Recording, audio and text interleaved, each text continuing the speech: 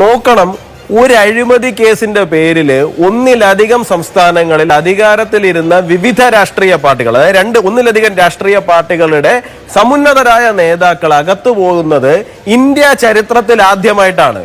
India ചരിത്രത്തിൽ അഴിമതി നടത്തുവാൻ വേണ്ടിയിട്ട് മാത്രം ഉത്തരേന്ത്യയിലിരിക്കുന്ന, തലസ്ഥാനത്തിരിക്കുന്ന ഡൽഹിയിലെ മുഖ്യമന്ത്രിയും ഇങ്ങ് സൗത്ത് ഇന്ത്യയിലിരിക്കുന്ന തെലങ്കാനയിലെ മുഖ്യമന്ത്രിയായിരുന്ന ചന്ദ്രശേഖർ റാവുവിന്റെ കുടുംബവും ഇവർ രണ്ടുപേരും കൂടി ചേർന്നുകൊണ്ടൊരു നെക്സസ് ഉണ്ടാക്കിയിട്ട് ഒരു അഴിമതി നടത്തിയിരിക്കുകയാണ്. അപ്പോൾ സ്വാഭാവികമായിട്ടും പ്രതിപക്ഷം ഇതല്ലാതെ പിന്നെ എന്താണ് ആരോപിക്കേണ്ടതെന്ന് എനിക്ക് മനസ്സിലാകുന്നില്ല. അവരെ സംബന്ധിച്ചിടത്തോളം അഴിമതി നടത്തുവാൻ വേണ്ടിയിട്ട് ഒരു മുന്നണി ഉണ്ടാക്കുകയും ആ മുന്നണി സംവിധാനത്തിൽ നിന്നുകൊണ്ട് പുതിയ തലത്തിലുള്ള അഴിമതികളുടെ മേഖലകൾ കണ്ടെത്തുകയുമാണ് ശരിക്കും പറഞ്ഞു കഴിഞ്ഞാൽ ഇന്നത്തെ പ്രതിപക്ഷം നമ്മുടെ നാട്ടിൽ ചെയ്തുകൊണ്ടിരിക്കുന്നത്. അവരതുകൊണ്ട് അവരുടേതായ നിലയിലുള്ള കാര്യങ്ങൾ ഇങ്ങനെ കരഞ്ഞുകൊണ്ടേയിരിക്കും. അതിനകത്ത് ഞങ്ങൾക്ക് ഇനിയിപ്പോൾ പ്രത്യേകിച്ച് ഒന്നും ചെയ്യാനില്ല.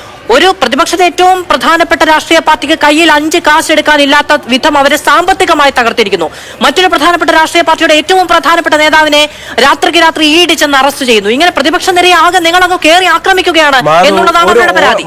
വിഷയങ്ങളെ അതിന്റെ മെറിറ്റിൽ വേണം ചർച്ച ചെയ്യാൻ.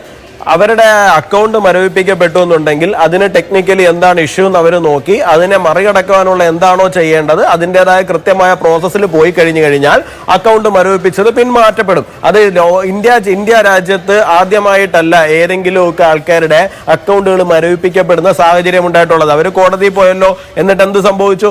അവരുടേതായ ഡ്യൂ പ്രോസസ്സിൽ പോട്ടെന്നേ അതിൻ്റെ ഇത് ഈ വിഷയങ്ങളെ എല്ലാത്തിനെയും കൂടെ കൂട്ടിക്കുഴച്ചിട്ട് ഒന്നാക്കി പറയുന്നതുകൊണ്ട് പ്രത്യേകിച്ച് കാര്യമൊന്നുമില്ല.